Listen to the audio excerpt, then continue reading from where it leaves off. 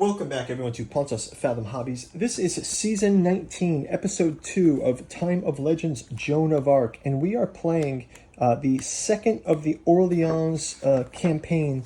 We're calling, this episode's called the scenario of the Garrison of Saint-Loup. It is May 5th, 1429.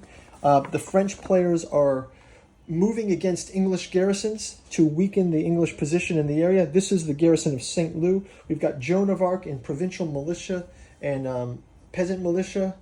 They're advancing upon routed French troops who she will reactivate to go into the campaign against them. So we just did a very light round one, just getting the ball rolling. The English were able to gain some power tokens and experience points speaking with the priest and the blacksmith. Jones just marched her militia into the area. So we're looking forward to jumping into round two, get some of these troops routed, and get into that garrison, and have the French and English either defend their garrison or have the French try to defeat the English. So let's jump into round number two. Before we do, quick shout out to this channel's sponsor, Pontos Fathom Press. Hey, Merry Christmas to everyone. It's the Christmas season out there. Hope you guys are enjoying your holidays. Got a couple of items here for the last minute shopper. Tattooed journals out of Lovecraft's Providence. This is the omnibus edition. You can check out our bookstore. Makes a great gift for yourself or for a Lovecraft fan. It collects the 6 volumes that are all individually available too. So go check out our bookstore if you have a Lovecraft gift that you've been looking to get. We've also got, for Dune fans out there, Alchemy and Anthroposophy in the Dune Saga. This is a great companion piece to Frank Herbert's Dune Saga. It features essays from our podcast channel, and hope you guys can check those out. It helps to support us, as does visiting our Patreon. One thing I want to share with you guys is coming up in this year, I am going to be launching a new series. I know going through the channel, some of the videos that you guys like the most are our painting videos. So we've got a miniature painting video of Joan of Arc out there, and each of the expansion sets we've tried to do a focused miniature paint through. But most of the time my paint through videos have been batch paint through videos.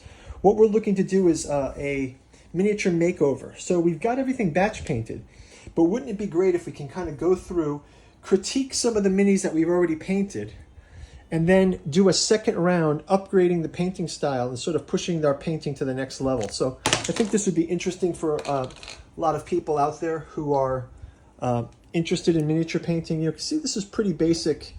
I've got some silver on here, but I think the idea would be we'll go into these minis, also looking to do some things like basing, doing some more basing. So we'll look forward to the miniature makeover. I might start with, maybe I'll do a poll down below which of the miniature batches I'll start with. I was thinking of going back to the basics. The first miniature set we painted was from Conan by Monolith, so that might be my prototype. Maybe leave a comment down below if you guys have something that you'd like to see. So let's jump into round number 2 here. We'll start out with our cards. We've got an additional routing, power cards, and a War Council card.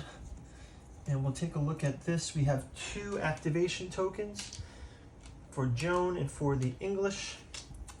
Let's start out with Joan. We're going to give her activations here. We're going to move some troops up. And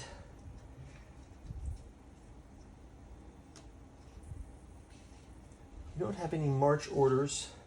So I think what she'll take is she'll grab 2 power tokens and a power token and discard one of them. So she's got weak spot or human shield.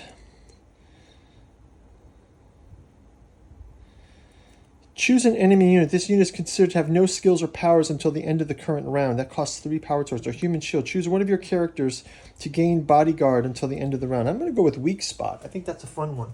We'll discard the other card. I will also grab an additional power token to bolster Joan's power tokens. And let's have her have the conversation with the activation here. Have the conversation here with the apothecary. Let's try to see what the apothecary has to say. We've got priest, blacksmith, citizen, apothecary. So the apothecary, oh, sorry, that's a citizen, not the apothecary. The citizen says, the bill of exchange from one of the trading posts is void in this shop, yes? He goes, of course, sir. How may I be of your service? We test a black die. On a shield, we gain 1 reactivate. So Joan gains an extra token. She'll actually use that reactivate and is going to go ahead and move forward into 2 areas and will activate the troops that are there. So now we are able to remove our some of these routed tokens. Let's check the scenario book. So for the scenario, it says if they move forward,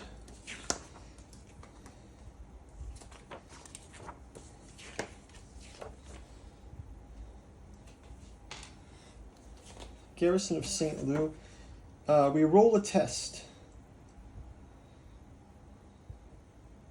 So she's going to gain 1, 2, just not this one yet. This one and this one. She's going to gain these 2 routed tokens. 2 of these. This one is still in a separate space. So we gain the 2 victory points for Joan.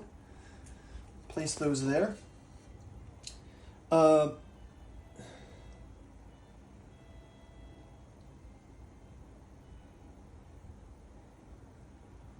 the beginning of the French player's turn, roll the doom dice and for each routed unit. So this is something we have to do. So for our routed units that we have here, we're going to roll the doom die.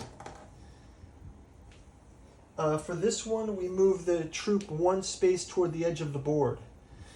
For this one,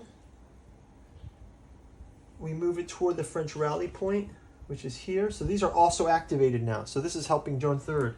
One more. This moves it toward the nearest board edge. The mounted knights unfortunately move away. Oh, actually, these actually move toward the nearest board edge, so they go there. And then we do the mounted knights. They get a white move toward the French rally point. So they're going to actually move this way with their activation point. So that's just treating the activated troops. So we still have 3 troops unactivated. Let's switch over now to the English gameplay. So they're going to activate their troops. Let's have these mounted bowmen and let's have the bowmen starting out. Let's keep that other one in reserve. I guess we can do the mounted bowmen. Let's have the bowmen firing.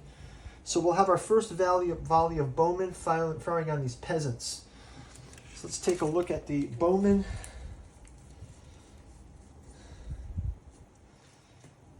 Bowmen have, here's Joan's card.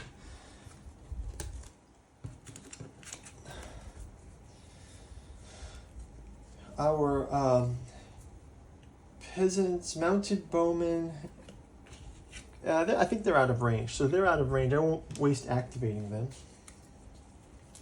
But let's look to the bowmen to fire their weapons. Okay, the bowmen can fire with 2 black. And they will fire them against the bowmen will fire these against the peasants that are there. Peasant militia have no defense on this. But with Joan, they're not in the space with Joan, so they're going after these guys. So let's have mounted bowman attack 1, misses. Mounted bowman attack 2. 2 shields again, miss. Mounted bowman attack 3. Sending one of our peasants to the infirmary. And that's going to wrap that up for the English play. Let's go ahead and roll our camp phase. And let's see what we get here. They go into the waiting here. Actually, our English were also able to get an additional activation token, so we can keep that for next round. We'll return the dice here. We'll clean up the board, and we will see you in round number 3. Thank you guys for watching. Bye-bye.